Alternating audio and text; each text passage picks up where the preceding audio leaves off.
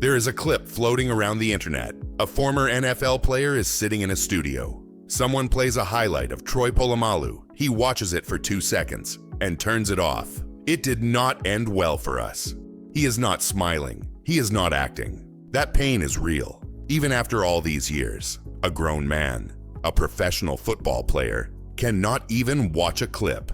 What kind of player does that to people? What you're about to hear isn't just a highlight reel.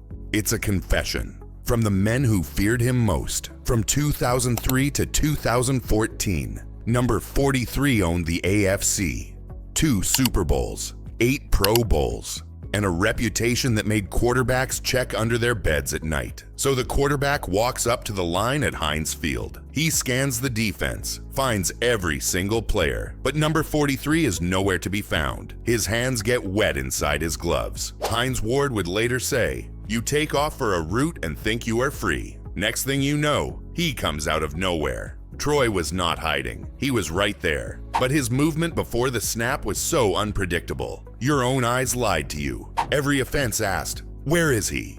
But the bigger question was, how did he always know? His teammates watched him do impossible things every single week. He would leave his assignment, sprint to the other side, and make the play. Nobody understood how. One teammate finally said, "Troy, God told you to be right here. Why don't he talk to us like that?" They called him Baby Jesus because he knew things before they happened. And here's the part that hits different. He never told anyone what he saw. If he was wrong, he took the blame alone. He carried every risk by himself so his teammates never suffered. That is not just instinct. That is love disguised as recklessness. But knowing the future is only half the story. What he did with that knowledge on the biggest stage still gives people chills. AFC Championship game, Steelers versus Ravens, and the entire season comes down to one play. 4th and 1. Flacco lines up under center. Troy has a man in coverage. Every rule says stay with your guy. But right before the snap, Troy stops tracking his man. He turns and sprints toward the line of scrimmage. Before Flacco even touches the ball, Troy is already there. Play dead. Championship won. If Troy was wrong, it was a touchdown the other way. Season over. He bet everything on one read, and the read was perfect. That is the line between madness and genius. Troy lived on that line for 12 straight years, but championship plays are just moments. What made Troy truly terrifying was something he did on every single snap. A former Pro Bowl linebacker leaned forward. He was a ball hawk, bro, always around the ball. He was supposed to play 20 yards deep. Instead, he spent more time behind our offensive line than the running backs did. That is not a safety playing his position. That is a predator who forgot he was supposed to be in a cage. Hall of Fame receiver Randy Moss was asked if Troy could have played receiver. Probably. He always made tough catches. A safety so gifted that legends believed he could play the opposite side. Troy finished with 32 interceptions, 12 sacks, and 7 forced fumbles. Most safeties cover or they hit. Troy did everything, but the most dangerous version of Troy was when he started blitzing. Dick LeBeau, the Steelers' defensive coordinator, said it plainly. Troy was shot out of a cannon. He would beat the linebackers to the ball. In the NFL, fearless is not a compliment. It is a warning.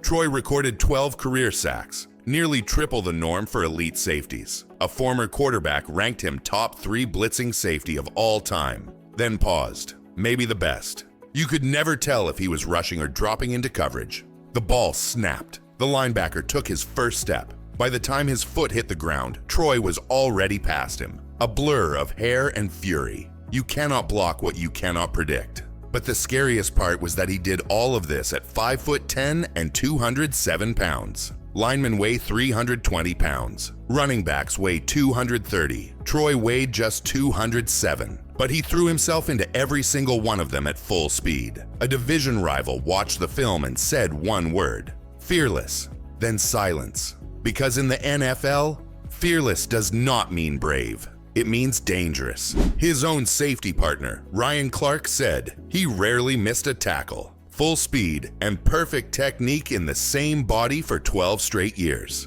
Kyle Shanahan sat in a film room rewinding the same play over and over. He turned to his colleague. "What coverage is this?" His colleague said. "I do not know." 30 minutes later, Shanahan leaned back. "Neither do I. This is a man who designed Super Bowl offenses. And one Troy Polamalu play broke his brain. Troy was supposed to cover the deep half.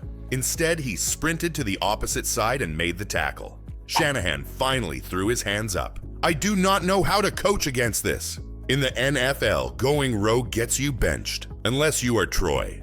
What looked like chaos was something far more dangerous. A former defensive back said it plainly. He watches more film than coaches. Sometimes it looks like he is cheating, but he is making educated guesses out there. By Sunday, his brain had already played the game 100 times. Troy grew up in a culture where silence was strength and family was everything. That is why Ed Reed called him a top 3 safety in NFL history. Not top 10, top 3, ever. But here's what the legends kept circling back to. It wasn't the plays. It was the person.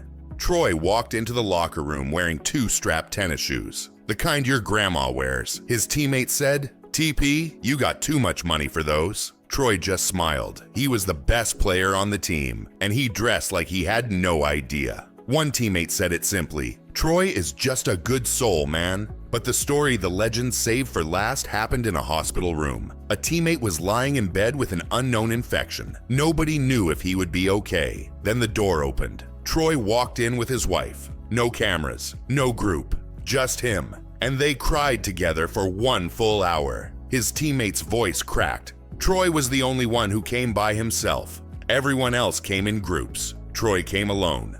The highlights show what Troy did on the field, but this moment shows who he really was off it. The same thing that made him throw himself at 320-pound linemen made him sit alone in a hospital room. He wasn't fearless. He just loved harder than anyone else. A legend paused and said, "You can't play like that unless you're not afraid to die." And Troy wasn't. That's what scared us. That is why the clip got turned off. Not the play, the memory. Somewhere, there's a retired quarterback who still flinches when he sees number 43. And somewhere, there's a man who remembers Troy Polamalu sitting at his bedside, crying with him for an hour. They're both telling the same story, just from different ends of the same heart. If this moved you, subscribe and share it with someone who loves the game.